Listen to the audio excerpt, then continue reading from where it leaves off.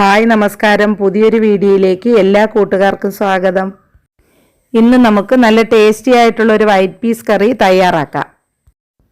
വളരെ എളുപ്പത്തിലും രുചികരമായിട്ട് ഈ കറി തയ്യാറാക്കുന്നത് എങ്ങനെയെന്ന് നോക്കാം. കറി തയ്യാറാക്കാനായിട്ട് തലേദിവസം രാത്രിയിൽ വെള്ളത്തിൽ കുതിർത്ത് വെച്ചിട്ടുള്ള വൈറ്റ് പീസാണിത്. നമ്മൾ ഗ്രീൻ പീസും കടലയൊക്കെ ചെയ്യുന്നത് പോലെ തന്നെ കുറഞ്ഞത് ഒരു 6 മണിക്കൂറെങ്കിലും ഇത് കുതിർത്തെടുക്കണം. ഇതുപോലെ വെള്ള നിറത്തിലായിരിക്കും വൈറ്റ് പീസ് എങ്കിലും നമ്മൾ കുതിർത്ത് കഴിയുമ്പോൾ അതിൻ്റെ നിറം മാറി മഞ്ഞ നിറമാകും. ഇനി നമുക്കിതിൻ്റെ വെള്ളമൊക്കെ കളഞ്ഞതിന് ശേഷം ഒരു കുക്കറിലോട്ട് മാറ്റാം. ഞാനിവിടെ 1/2 കപ്പ് വൈറ്റ് പീസാണ് എടുത്തേക്കുന്നത്. ഇനി ഇതിലോട്ട് നമുക്ക് ചെറിയൊരു ഉരുളക്കിഴങ്ങ് അരിഞ്ഞതും കൂടെ ഇട്ട് കൊടുക്കാം. ഒരു പിടി ചെറിയ ഉള്ളിയും കൂടെ ചേർത്ത് കൊടുക്കാം. അതിൻ്റെ കൂടെ തന്നെ ഒരു ക്യാരറ്റും കൂടെ ചേർക്കാം. ചെറിയ ഉള്ളിക്ക് പകരം നമുക്ക് സവാള വേണമെങ്കിലും ചേർക്കാം. ഇനി എരിവിന് വേണ്ടിയിട്ട് ഒരു 3-4 പച്ചമുളകും കൂടെ ഇതിലോട്ട് ചേർത്ത് കൊടുക്കാം. നമ്മൾ മുളക് പൊടിയൊന്നും ഇതിലോട്ട് ചേർക്കുന്നില്ല, അതുകൊണ്ട് എരിവ് കൂടുതൽ വേണമെങ്കിൽ അതിനനുസരിച്ച് മുളക് ചേർത്ത് കൊടുക്കണം. ഇനി ഇതിലോട്ടൊരു 2 അല്ലി വെളുത്തുള്ളിയും കൂടെ ഇട്ട് കൊടുക്കാം.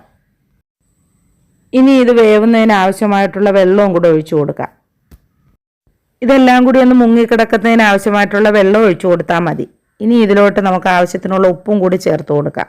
ഇനി കുക്കർ അടച്ചു വെച്ച് മീഡിയം ഫ്ലെയിമിൽ വെച്ചിട്ട് ഒരു 4 വിസിൽ വരുന്നത് വരെ ഇത് വേവിച്ചെടുക്കാം. ഇനി ഇത് വേവുന്ന സമയത്തിന് നമുക്കിതിനുള്ള അരപ്പ് തയ്യാറാക്കാം. അതിന് വേണ്ടിയിട്ട് ഒരു മിക്സിയുടെ ജാർ എടുത്തതിന് ശേഷം അതിലോട്ട് 1/2 കപ്പ് തേങ്ങ ചിരകിയത് ചേർത്ത് കൊടുക്കാം. ഇനി ഇതിലോട്ട് 1 ടീസ്പൂൺ പെരിഞ്ജീരകവും കൂടെ ചേർത്ത് കൊടുക്കാം. ഇനി ഇത് നന്നായിട്ടൊന്ന് അരച്ചെടുത്തുകൊണ്ട് വരാം. ഇനി നമുക്ക് കുക്കറൊന്ന് തുറന്ന് നോക്കാം. എല്ലാം നല്ലതുപോലെ ഒന്ന് വെന്ത് റെഡിയായിട്ടുണ്ട്. ഇനി നമുക്ക് ഇതിലോട്ട് നേരത്തെ തയ്യാറാക്കി വെച്ചിരുന്ന അരപ്പ് കൂടി ചേർത്ത് കൊടുക്കാം. ഇനി നമുക്ക് ഇതിലോട്ട് 1/4 ടീസ്പൂൺ മഞ്ഞൾപ്പൊടിയും 1 ടേബിൾ സ്പൂൺ മല്ലിപ്പൊടിയും കൂടി ചേർത്ത് കൊടുത്തതിന് ശേഷം നല്ലതുപോലെ ഇതൊന്ന് കലക്കിയെടുക്കാം. തേങ്ങയും കൂടി ചേർത്തേക്കുന്നതുകൊണ്ട് തന്നെ ഇത് വേഗത്തിലങ്ങ് കുറുകിപ്പോകും. അതുകൊണ്ട് കുറച്ച് വെള്ളവും കൂടെ നമുക്ക് ഇതിലോട്ട് ഒഴിച്ചു കൊടുത്തിട്ട് നല്ലതുപോലെ മിക്സ് ചെയ്തെടുക്കാം.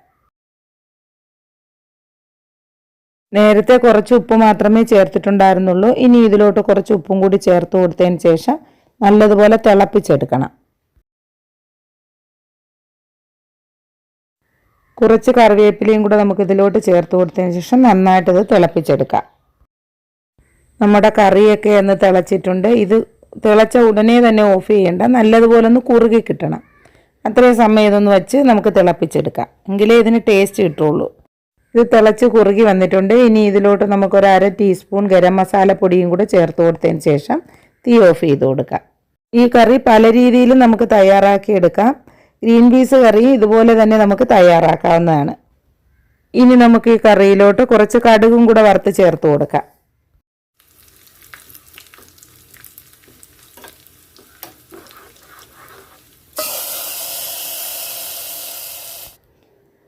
അങ്ങനെ നമ്മുടെ ടേസ്റ്റി ആയിട്ടുള്ള വൈറ്റ് പീസ് കറി ഇവിടെ റെഡി ആയിട്ടുണ്ട്. ഇനി നമുക്കിതൊരു പാത്രത്തിലോട്ട് മാറ്റാം.